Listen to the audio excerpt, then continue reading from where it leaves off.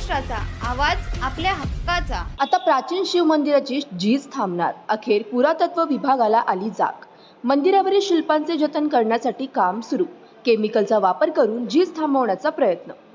अंबरनाथ मधील प्राचीन शिव मंदिराला स्थापत्य कलेचा अनोखा नमुना म्हणून पाहिले जाते।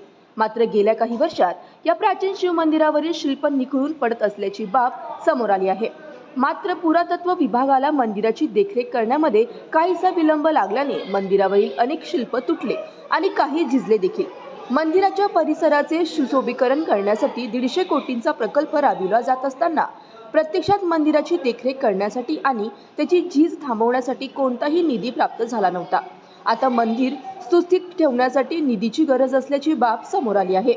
निधी मिळत नसल्यामुळे मंदिराच्या देखरेख आणि दुरुस्तीच्या कामात मोठी अडचण निर्माण होत असल्याची बाब पुरातत्व विभागानेच याआधी स्पष्ट केली होती। आता मंदिरावरील शिल्प निखळून पडत असल्याने पुरातत्व विभागाला जाग आली असून त्यांनी मंदिराची झीज थांबवण्यासाठी काम सुरू केले आहे।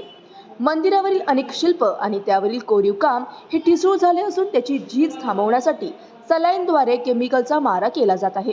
या प्रक्रियेमुळे भविष्यात शिल्प झिजणार नाहीत आणि ते आणखीन टिकाऊ होतील, अशी माहिती मंदिरावर काम करणारे सिनियर मॉड्युलर सुधीर वाघ यांनी दिली आहे।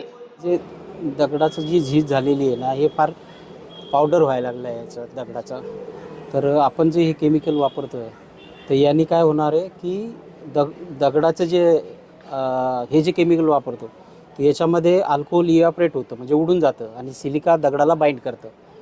तर पूर्ण तसाच तसा हा दगड पूर्ण इम्पॅक्ट होईल।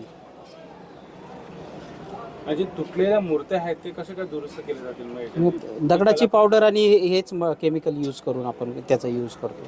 पूर्वीसारखं ते वैभव प्राप्त होईल होईल म्हणजे आपण वाचवण्याचा प्रयत्न करतो। जशा कंडिशनमध्ये आहे तसंच आपण त्याला वाचवण्याचा प्रयत्न करतो। याआधी असे प्रयोग कुठे कुठे गेले? हे अजिंठा लेणी झालं, वेरूळ झालं, गोवा झालं, त्र्यंबकेश्वर झालं, घृष्णेश्वर झालं। सर, तुमचं पूर्ण नाव काय आणि डेजिग्नेशन? सुधीर वाघ, सिनियर मॉडेलर। तुमच्या परिसरातील काही घडामोडी किंवा समस्या असतील तर आमच्या वृत्तवाहिनीला संपर्क करा आणि तसेच सतत अपडेट राहण्यासाठी आमच्या वृत्तवाहिनीला सबस्क्राईब करा आणि बेल आयकॉन दाबायला विसरू नका।